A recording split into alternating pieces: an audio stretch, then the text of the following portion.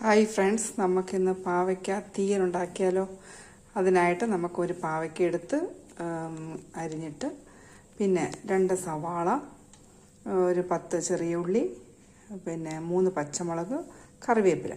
ചെറിയ ഉള്ളിയും സവാളയുടെ ഇത് ക്വാണ്ടിറ്റി കൂട്ടിയാൽ പാവയ്ക്ക് ഒട്ടും കയ്പറിയത്തില്ല, അതുകൊണ്ട് ഇത്രയും എടുത്തത്. പിന്നെ നമുക്ക് വേണ്ടത് അരമുറി തേങ്ങ ചിരകിയത്, പിന്നെ 1 ടീസ്പൂൺ മുളക് പൊടി, ഒരു ടീസ്പൂൺ മല്ലിപ്പൊടി, പിന്നെ മഞ്ഞൾപ്പൊടി. പിന്നെ സ്പൈസസ് അനുസരിച്ച് ഓരോരുത്തർ എരിവനുസരിച്ച് സ്പൈസസ് കൂട്ടുകയും കുറയ്ക്കുകയും ഒക്കെ ചെയ്യാം.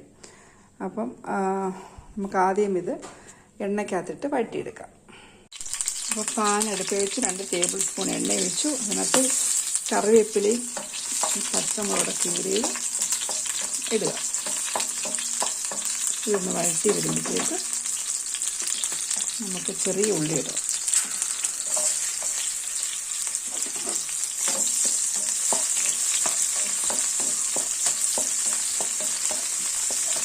ചെറിയ ഉള്ളി ഒന്ന് വാടി കഴിയുമ്പോഴത്തേക്ക് സവാള ഇടുക.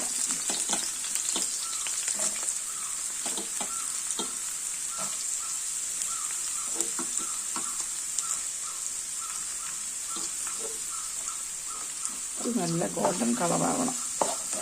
നന്നായിട്ട് വഴറ്റിയെടുക്കണം. അത് പെട്ടെന്ന് വെള്ളം വിട്ട് നമുക്ക് കുറച്ച് ഉപ്പൂടെടുക്കാം. ഉപ്പൂടെ ഒഴിക്കുമ്പോഴത്തേക്കിത് പെട്ടെന്ന് കഴിയും. നമുക്ക് വഴറ്റിയെടുക്കാം.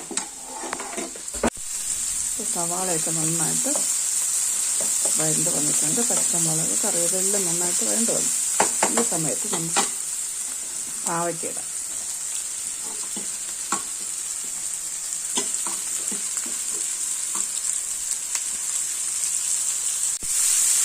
പാവയ്ക്കൊക്കെ നന്നായിട്ട് ഒന്ന് വഴറ്റിയെടുക്കാമേ.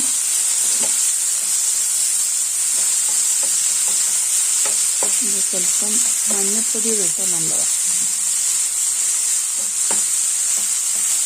തേങ്ങ മഞ്ഞപ്പൊടി എടുത്ത് വെച്ചിട്ടുണ്ട്, എന്നാലും ഇതിനൊരു കളർ വരാൻ വേണ്ടിയിട്ട് ഇത്തിരി മഞ്ഞപ്പൊടി അടി.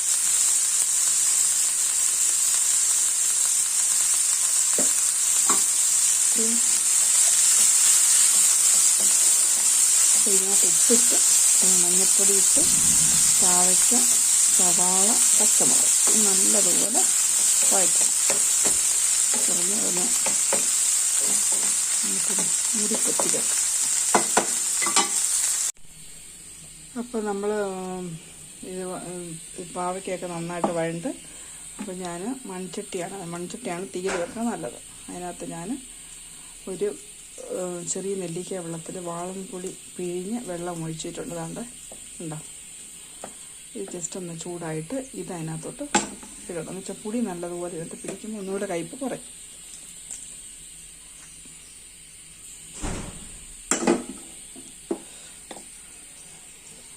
ഇതെല്ലാം ഇട്ട് ഒക്കെ ഉപ്പൊക്കെ ഇട്ടേണ്ടോ ഓൾറെഡി വെന്ത്. എന്നാലും സ്വല്പം പുളിയോടെ പിടിക്കുമ്പോഴത്തേക്ക് അതിൻ്റെ കയ്പ്പില്ല, അങ്ങ് മാറും. നമുക്കിത് മൂടിപ്പൊത്തി വെക്കാം. അപ്പം പുളിവെള്ളം ഒഴിച്ച് നമ്മൾ പാവയ്ക്ക വേവാൻ വെച്ചു. ജസ്റ്റ് ഒന്ന് വെന്തതാണ്, അതൊന്നും പിടിക്കാൻ പറ്റും. അതിനകത്ത് ആ ചട്ടിയിൽ തന്നെ അതിൻ്റെ ചെറിയ എണ്ണമയൊക്കെ ഉണ്ടാകും. ഒരു മഞ്ഞപ്പൊടിയുടെ ഇതുണ്ട്. അതിനകത്തോട്ട് നമ്മൾ അരമുറി തേങ്ങ തിരുമ്മിയത് ഇടുക. എന്നിട്ട് നല്ലതുപോലെ കുറച്ച് കറിവേപ്പില ഇടാമേ. അങ്ങനെ കറിവേപ്പില ആഡ് ചെയ്ത്, ഞാൻ മഞ്ഞപ്പൊടി ഒന്നും ചേർത്തില്ല. നേരത്തെ നമ്മൾ പാവയ്ക്ക മെഴുക്കുവരട്ടിൻ്റെ ആ പാനിനകത്ത് വെച്ചുകൊണ്ടാണ് അതിൻ്റെ മസാല ഇത്. വേറെ പാൻ എടുത്തില്ല. തീയിലൊക്കെ നമ്മൾ ചട്ടിക്കകത്തുണ്ട്, കൽച്ചട്ടിക്കകത്തായതുകൊണ്ട് അതതിനകത്ത് വെച്ചു. ഇത് നല്ലതുപോലെ ഗോൾഡൻ കളറായി കൈയെടുക്കാതെ ഇളക്കണം. ഇതിനകത്ത് ആ കറിയുടെ ടേസ്റ്റ് ഇരിക്കുന്നത്. ഓക്കെ, നമുക്ക് ഇളക്കാം. അപ്പോൾ ഇതാണ് പരുവം. ഗോൾഡൻ കളറായിട്ട് വന്ന് ഞാൻ തീ സിമ്മിലിട്ടേക്കുവാണ്. സ്ലോ ഫയറിൽ കിടന്ന് അയാളെ കറക്റ്റായിട്ട് തേങ്ങ ഇതായിട്ട് വരത്തില്ല, അല്ലെങ്കിൽ ഇത് കരിഞ്ഞു പോകും. ഇനി നമുക്ക് മല്ലിപ്പൊടി, മുളക് പൊടി നമ്മൾ നേരത്തെ എടുത്ത് വെച്ചില്ലേ, അതുകൂടെ ചേർക്കാം. മഞ്ഞൾപ്പൊടി, ഉലുവയും കടുകും നമുക്ക് പൊട്ടിച്ചെടുക്കാം. കടുക് വറക്കം ഇട്ടാൽ മതി. അപ്പോൾ ഇടാം.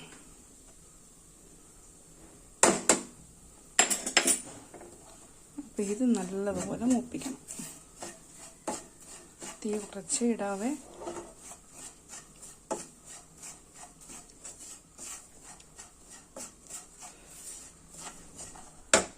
അപ്പോൾ പൊടി നല്ലതുപോലെ പൊടിയെല്ലാം ചേർത്ത് നല്ലതുപോലെ മൂത്ത് വന്നു.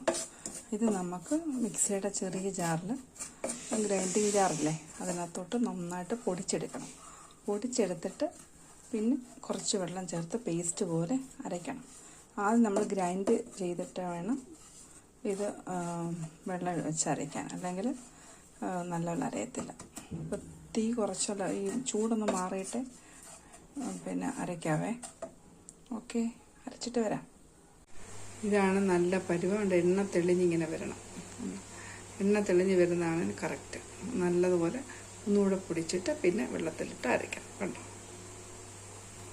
ഓക്കെ, കണ്ടോ? എല്ലാം തീയലിനാണ് ഇതുപോലെ പേസ്റ്റ് പോലെ അരയണം. അതാണ് അതിൻ്റെ ആ ടേസ്റ്റ് വരുന്നത്.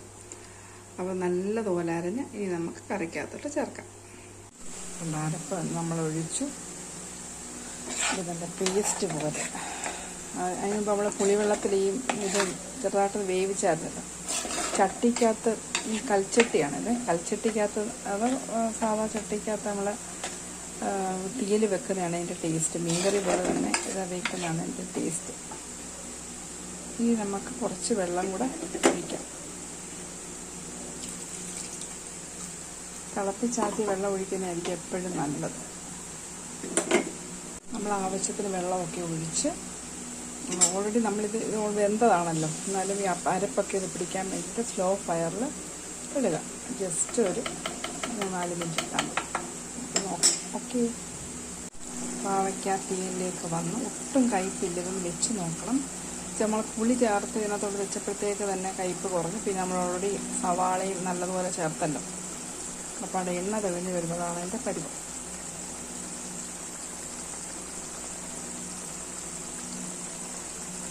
നമുക്ക് അപ്പോൾ നമ്മുടെ പാവയ്ക്ക തീയൽ ഫൈനൽ സ്റ്റേജിലേക്ക് വന്നു. കണ്ട ലാസ്റ്റ് എണ്ണ തെളിഞ്ഞ് വന്നിട്ടില്ലേ? കണ്ട, ഈ എണ്ണ തെളിയുന്നതാണ് ഫൈനൽ സ്റ്റേജ്. അപ്പോൾ നമുക്കിത് കടുകൂടെ പൊട്ടിക്കാം. കടുകൂടെ പൊട്ടിച്ച് കഴിഞ്ഞു. പൊട്ടിച്ച് ഇട്ട് അപ്പം ഫൈനൽ സ്റ്റേജിലേക്ക് വന്നു. ഒട്ടും വെള്ളം വരരുത് കേട്ടോ. വെള്ളം ആവാതെ വേണം പാവയ്ക്ക തീയിൽ വെക്കണം. ഒത്തിരി വെള്ളമായാലും എല്ലാവരും ഇത് വെച്ച് നോക്കണം. നല്ല ടേസ്റ്റാണ്. ഓക്കെ, ഇഷ്ടപ്പെട്ടെങ്കിൽ സബ്സ്ക്രൈബ് ചെയ്യണം. ഓക്കെ, എല്ലാവരും ദൈവം അനുഗ്രഹിക്കട്ടെ.